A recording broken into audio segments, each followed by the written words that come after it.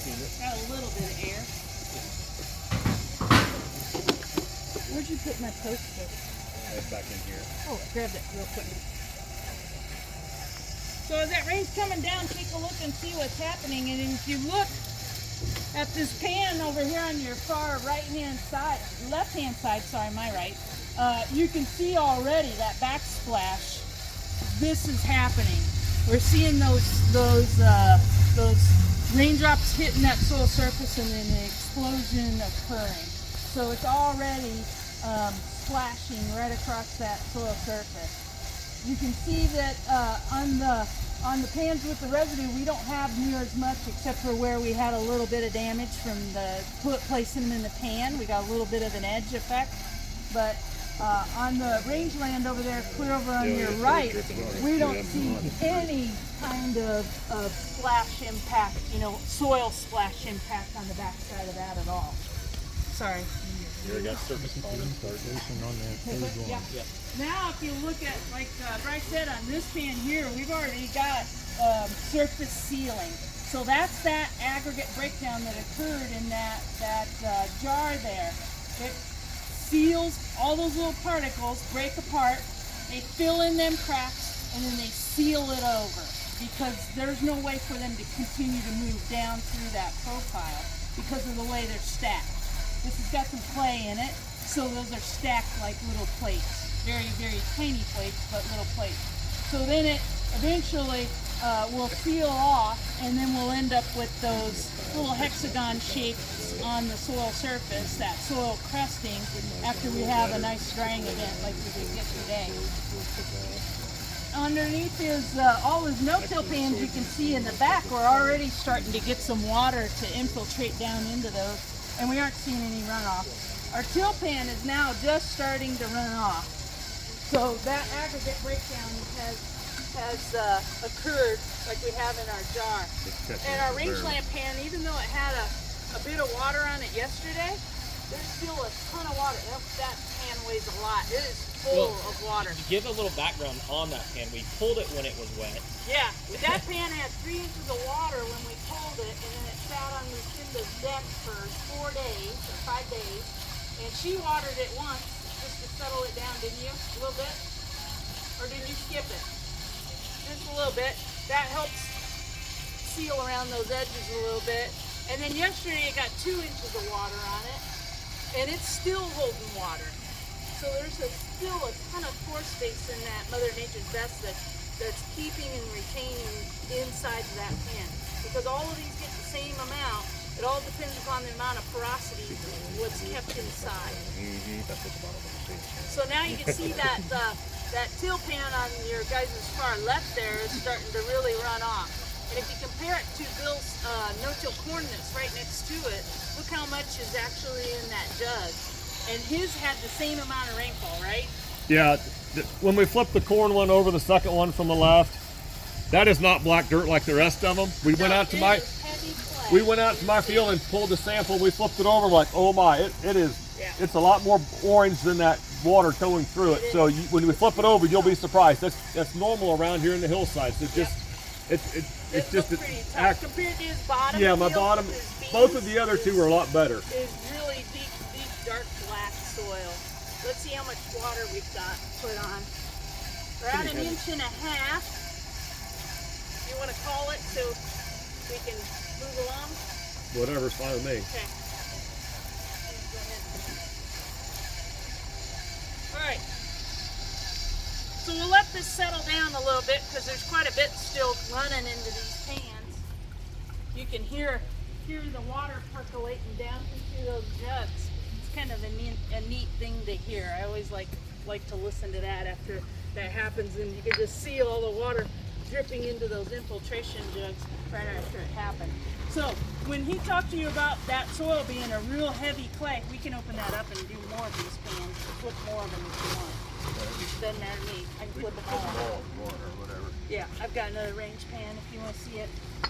So we did get about 1.5 inches of rainfall, and people have asked me, well, how intense is this rainfall on here? It depends a lot on the pressure. The pressure gauge is broke, but generally on average it gets to be about 4.5 to 6 inches depending upon the water pressure of where looking up to are 4.5 to 6 inch per hour rainfall event.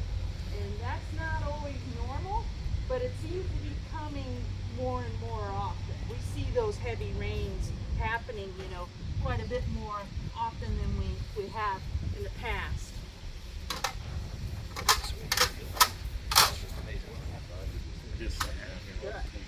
Yeah, just time on the grass. So we'll take a look at the rangeland here. Maybe last, it's heavy. It's really heavy.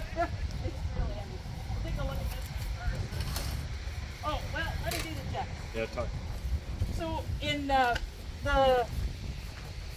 tilled field, you can see we got some splash relief from the outside. There's maybe a drop in there. Just one drop. I can't even get it to come out. It landed in my hand. That was our infiltration. Then we look at our runoff, and it looks pretty similar. Now this has settled down quite a bit, you know, but it's pretty close. We've lost quite a bit. And as this sits, it'll start to resemble this more and more. Oh, you're going over there. Okay. Then we look at Bill's clay pan, and you'll see why he did end up with a little bit of this runoff. Because the bottom of that pan is some pretty heavy clay. But it took in a massive amount of water, even after having 4 inches last 3 inches. 3 inches, yeah, 3 inches last week. It did pretty good.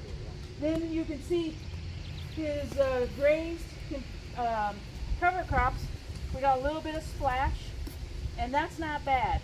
Because in nature, we don't always take in all of the rainfall.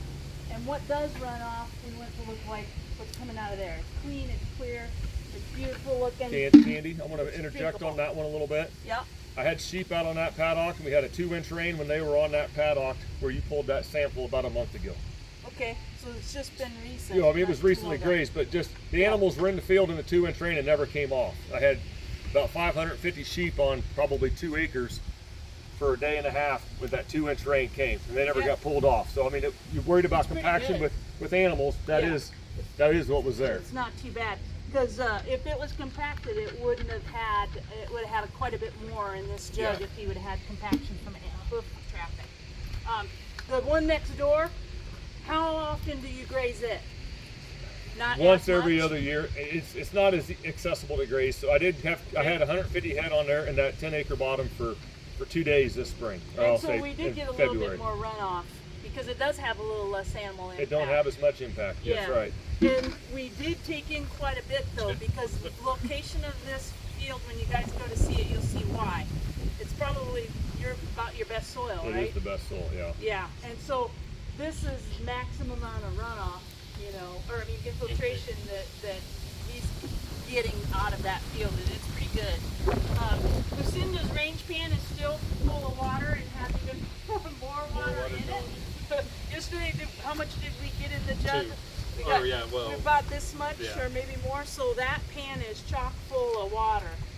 And of course, you know, when water splashes on the surface, this would move to another location on the field and probably infiltrate down in. That's 7 inches in a week. 7 inches of water in a week in that rangeland pan, and we just got a little bit of on the surface. So pretty good deal there. Well, you want? Well, I'll do it because I've had problems with other people doing it, and then it. You don't trust me. Go ahead. Well, I don't trust anybody, but you want it to go right, I'll do it myself, but it's my fault, not yours, right? That's fine. That's the way I look at it too. That's the way I look, because I've had some help before, and you gotta be careful getting this, because this is just sitting on a little teapot, you know, it's tippy. You see, I'm not touching it. That's why. I've learned. Never argue with a woman. That's right.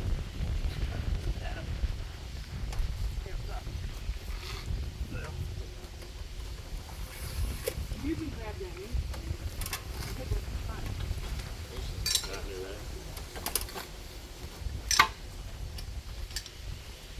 Ryan knows. Oh, I'm good.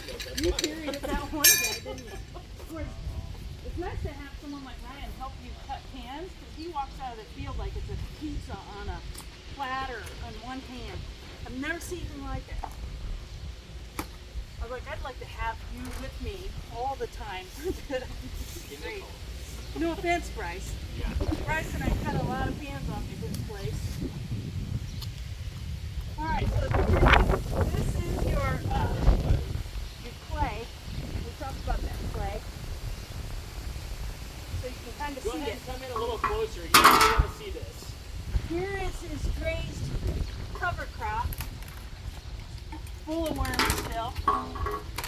That guy's probably thinking, what the heck is that? The light. And you can see he's got some saprophytic fungi even down in here, that little white duck. Nice. Here is this, your best of the best. And you can just see the color gradation. No doubt. It's amazing, isn't it? And this is Lucinda's. This is really in here. So now when I talk about Mother Nature's best, you see what we're talking about when we talk about aggregate stability. This just looks like cake, you know, little marbles. It's really beautiful. Except for the places we damaged, Ryan and I damaged putting it in the pan. This is pretty natural for what Lucinda has there.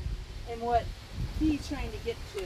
That's the purpose of having living roots in the soil at all times, because that's the best way to mimic Mother Nature, is to have something growing at all times. And Lucinda's soils are completely different than Bill's. And then we got your till soil. That fell off the corner. That wasn't in there. So, if you think It's dry about 2 corn, inches when you down, I plant corn, how guarantee you. deep do you plant it?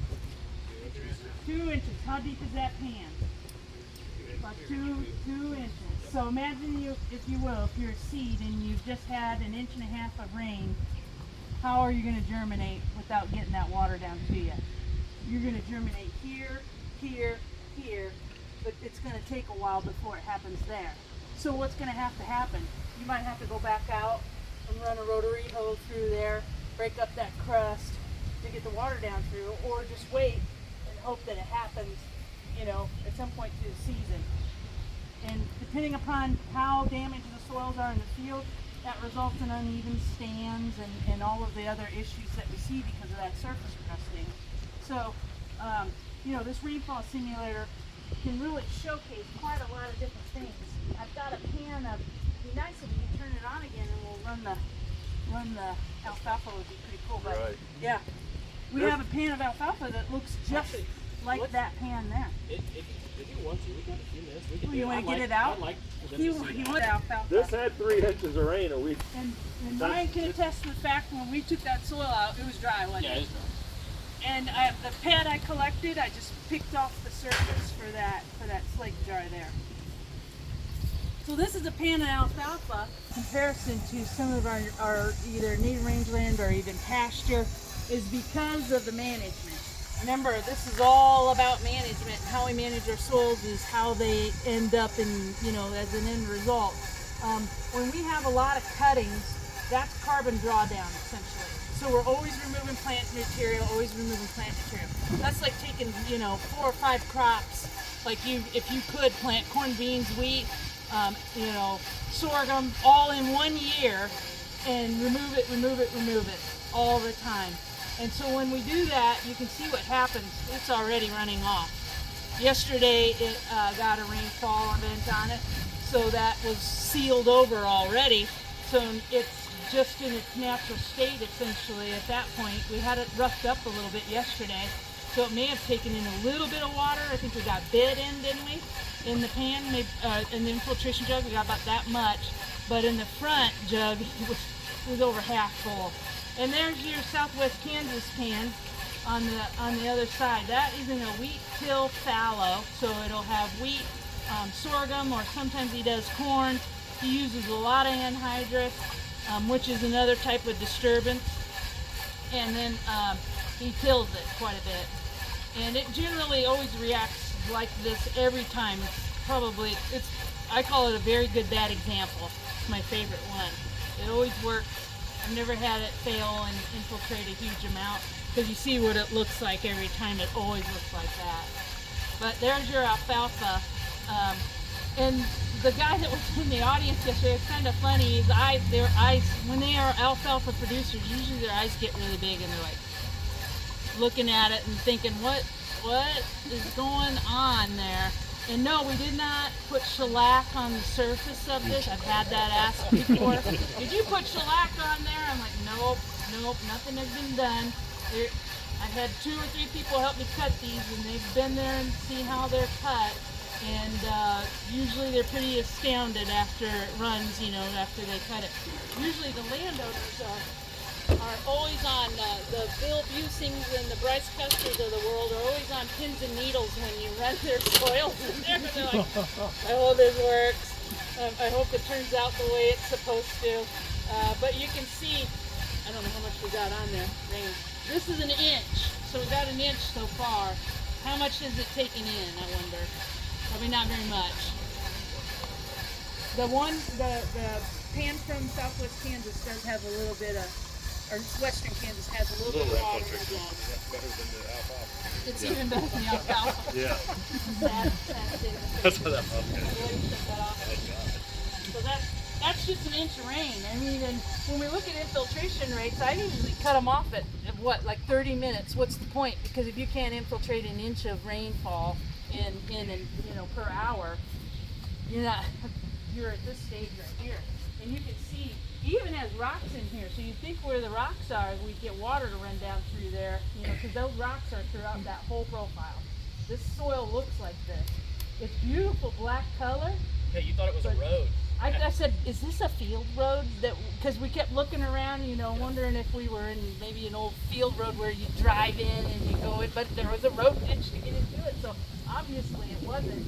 It's just the soil types that were there and what you get from it. And then you can see our Southwest Kansas one here did take in a little bit of water compared to our alfalfa. We got a little bit. And there's a droplet or 2 in there. But yesterday we had about an inch. So now it's really sealed over. But we didn't cut it yet. Just we could trim it daily. Get it to act like that. Compared to our runoff. I mean, these 2 look like cousins, don't they? Maybe sisters or brothers. Pretty close. A lot of sediment in there. That's another thing, when you think about runoff. And we think about the treatment that, from the watershed standpoint, the practices that we use, to try to treat these symptoms of erosion, a lot of times are just treating those symptoms. When we're thinking about, putting in terraces, we're just impacting concentrated flow. We're not dealing with sheet and rill erosion in that area. We're dealing with where all that water ran off and concentrated to. We put a plug in there to keep on doing that through that same part of the field.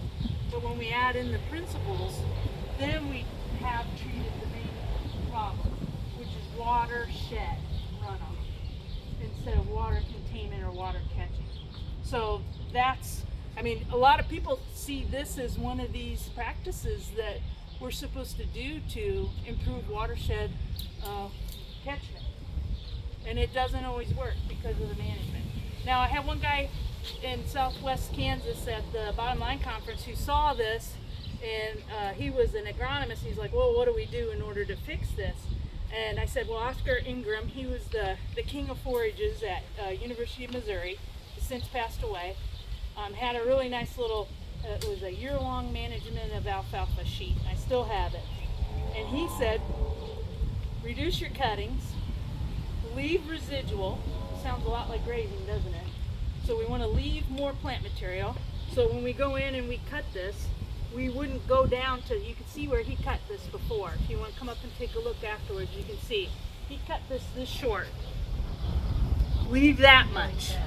Leave that much stem because, And in remember, fact, he was cutting it again yesterday as we were leaving. So remember, it takes leaves to make leaves. Otherwise, it's going to pull from the roots, and then that's pulling soil carbon from your soil because it's got to have a nutrient resource from somewhere. So it's using organic matter. It's mineralizing the organic matter to make nutrients to get to this point where they're adding in heavy amounts of phosphorus and other, potassium in order to get a stand that, looked as good as this. This doesn't look so good. It looks like there's very few plants, but looking out across that field was just a solid stand of alfalfa, which we thought looked really beautiful, and hated to see him go and tear it up, because that's what he was planning on doing. The other thing is less cuttings throughout the year. So it's all about intensity, frequency, and duration of a disturbance. And we need to reduce all of that. So we want to decrease the intensity. That means how close we are getting it down to the ground. The duration is how many cuttings, or the frequency is how many cuttings we have. And the duration is how long in the system throughout the calendar year that we cut it. So are we starting in April and we're cutting and going all the way to October? Not a good thing. Oscar's deal was cut it off in August. That's your last cutting. Allow these plants to come back and you'll improve your crowns and increase productivity. And then, if you want to, you could graze it at that point, lightly.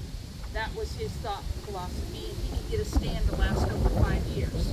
Most people in alfalfa production go between 3 to 4 years, and then they'll convert it because they'll end up with too much bare ground. So, again, it's all about management. And for me, what I see, for like we were talking about where, there's sealing off, this is our most valuable asset we have on our farm.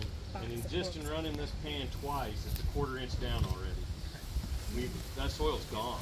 It's in the watershed, it's down the creek. To me, that's, if you walk up here, you'll see the channels where it's eroding around these roots and all that. And just to me, it's a great visual to see that, we can't let it surface pond like that because it's going to run off. And that's your most valuable asset on your farm, is your soil. Exactly.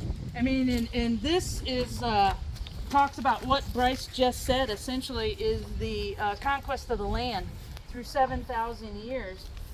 This was produced after the Dirty 30s. Remember when we had the Dust Bowl, and Hugh Hammond Bennett established our agency as the Soil Erosion Service. He hired W.C. Loudermilk to go across the world and see why soils and why some of these civilizations, or to look at some of these civilizations that had fallen and see why they did. And in every instance, it was because they degraded the soil, he found out. And so it is said that in 39, when he was in Palestine, he was asked to do a radio program. This was while he was doing the tour. He had to halt it. He didn't get to go into the Eastern Bloc countries because of World War, was it II, that happened after that. So he didn't get to go see, those European countries and why they were having low productivity. He had to come home. And before that, he did a radio program, and he said in 39 in Jerusalem, he was invited to broadcast a talk on soil conservation. And he said, I gave for the first time what has been called the 11th commandment, which is as follows. Thou shalt inherit the holy earth as a faithful steward, conserving its resources and productivity from generation to generation. Thou shalt safeguard thy fields from soil erosion, thy living waters from drying up, thy forests from desolation, and protect thy hills from overgrazing by thy herds, that thy descendants have abundance forever. If any shall fail in this stewardship of the land, thy fruitful fields shall become sterile stony ground and wasting gullies, and thy descendants shall decrease and live in poverty or perish from off the face of the earth. That's pretty harsh for 1939 if you think about what he said there. But essentially, that's what he had been seeing while he was traveling throughout that part of the world, was that because they didn't treat their soil right, they were losing those populations that were living there. And I always say this is probably the best free thing that NRCS has ever produced. And I've got a box of them here. If you want to take one, you can go ahead and grab one out of that box. With that, if you guys don't have any questions, I'll turn you back over to Ryan. Any questions for Candy here right off the bat? I think that you said that when he stopped paying it in August, that he had as much biomass. Oh yeah. There was a gentleman at the Bottom Line Conference who asked how to improve that. I forgot to finish that story. And then he came back the next year because I had another pan of alfalfa to watch it. Somehow I got repeat customers too in that same conference that changed how they were doing things. And that agronomist changed. He did one less cutting. He left about this much residual. He said he got the same amount of biomass, the same quality, and they had a huge rainfall event down there, and all the adjacent fields after 1 year around him were flooded. And this is center pivot alfalfa in southwest Kansas. His did not flood, he said. So it recovered really quickly. I mean, because he was watering it, obviously, that improves or speeds up the process of soil building. When we look at like Lucinda's, getting to the point of Lucinda's pan, and it turned around really quickly just from those few changes. So management, that's what it's all about. Managing your soils for biology, feeding and protecting that soil biology. That's the end result goal. Any questions for Candy here right off the bat?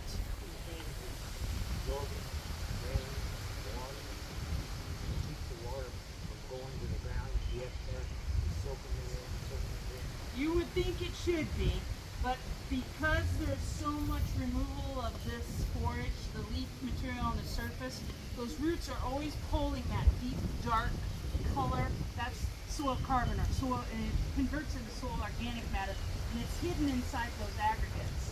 So as that's being pulled out as a food resource for these microbes to create more leaf material so that the roots have a food resource, it starts to break down.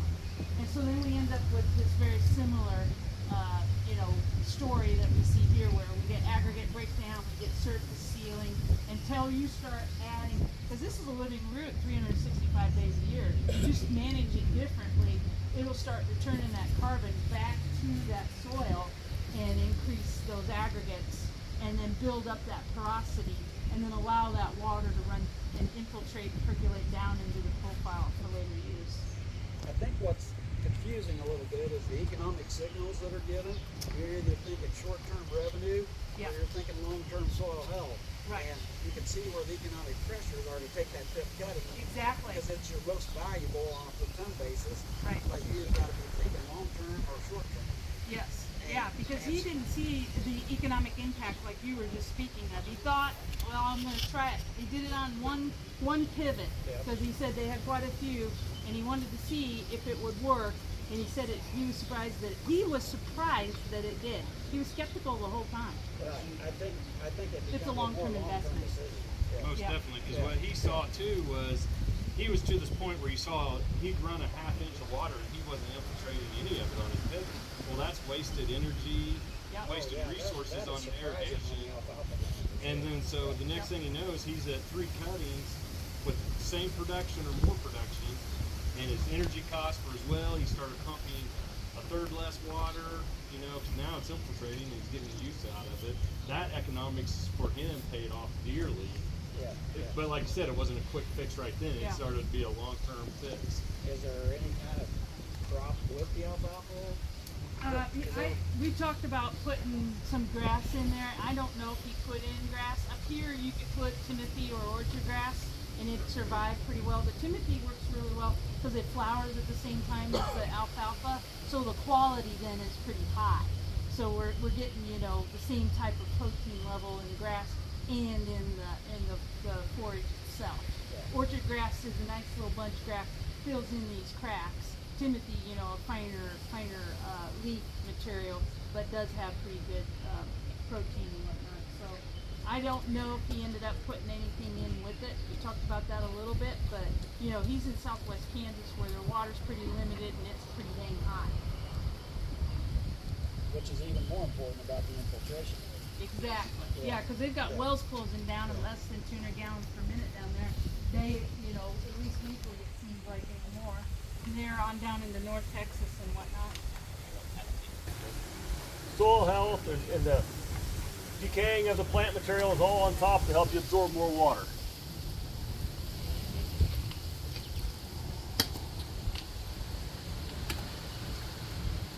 Don't be shy. Go ahead and come up here and take a look. Do you want hers kept or if I cut it too? Are you done with Lucinda's? Or Yeah, you go ahead. I've still got the simile brain plan. If you could get through the roots. That took us a while too. But just look at the soil surface, and if you're going to put, try an infiltrator, think of a flower bed or your garden when you're trying to do something to get keep the weeds and the moisture in the soil, evaporation is going to be a lot different from this one as you go across. But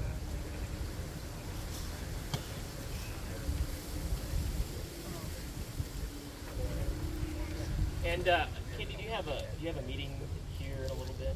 It's at 12. Okay. So Candy, I know is going to be tied up just